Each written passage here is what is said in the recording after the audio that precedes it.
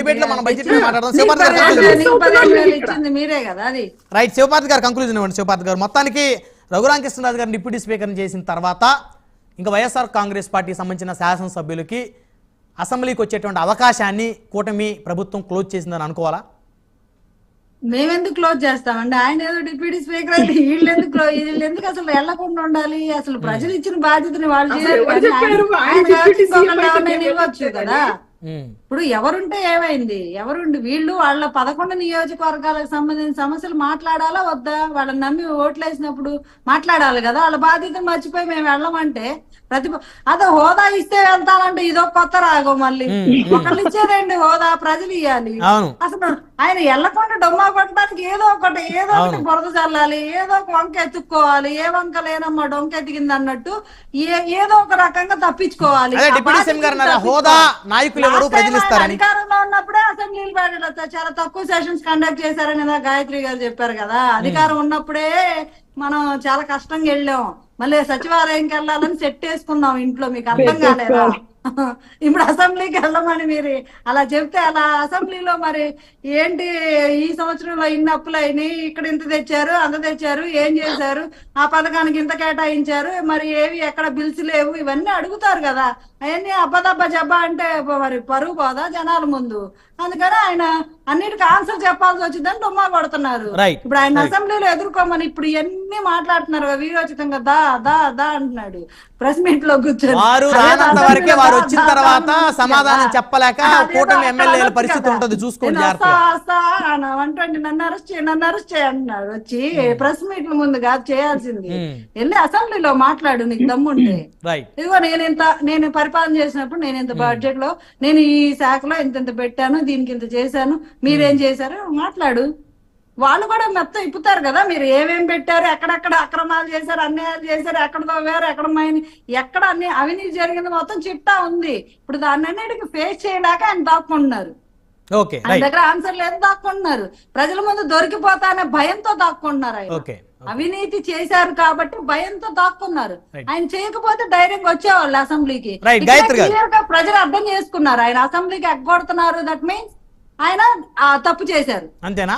Right, Gayatri గారు. బ్రహ్మనాయుడు గారు మీరు నన్ను కన్ఫ్యూజ్ చేస్తున్నారు. ఏది కంక్లూడ్ చేయాలి? ఇందాంచి ఆవిడ బడ్జెట్ కి వెళ్ళారు, ఎన్టీఆర్ గారికి వెళ్ళారు, ఎక్కడెక్కడికి వెళ్ళారు. రెండు కూడా కొంచెం షార్ట్ కట్ లో కంక్లూజన్ ఇవ్వడం మేడం, పెద్ద మనసు చేసుకొని. ఎన్టీఆర్ గారికి కంక్లూజన్ ఇవ్వండి చాలా సంవత్సరాల తర్వాత.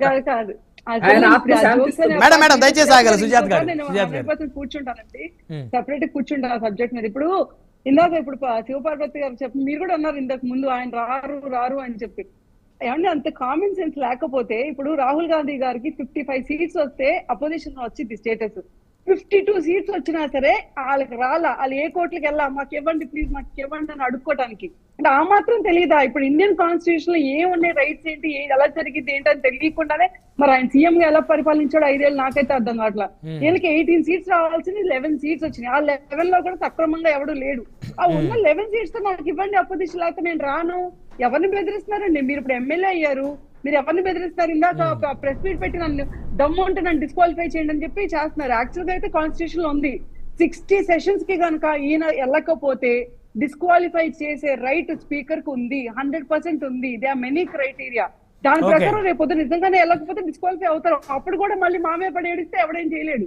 అంటే చేస్తారా? చేసే అంత సత్తా ఉందా కూటమికి? కూటమికి ఉండాల్సిన అవసరం ఏంటండి? కాన్స్టిట్యూషన్ ఉంది అంటే మళ్ళీ మీరు కూటమికి ఉందా అంటున్నాను అమ్మ ఏంటండి?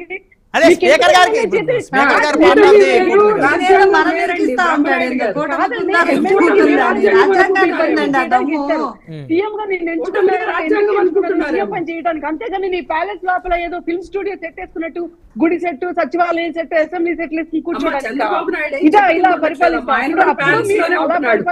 ఇప్పుడు ఎవరు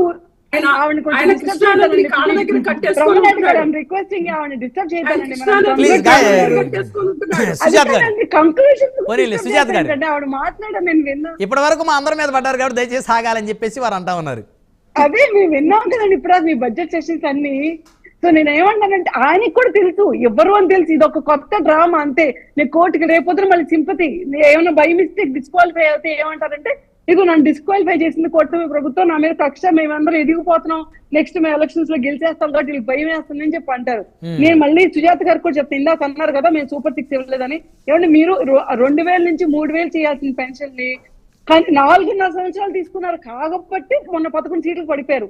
నిజంగా మీరు అనుకున్నట్టు మేము సూపర్ 6 ఇవ్వలేకపోతే, నిజంగానే బాబు గారు కనుక ఏదన్నా కనుక చేయలేకపోతే రేపొద్దున ఎలక్షన్స్ లో మేము కూడా అదే రిజల్ట్ ఫేస్ చేస్తాం. మీకెందుకండి కంగారు? నాకు అర్థం కాదు.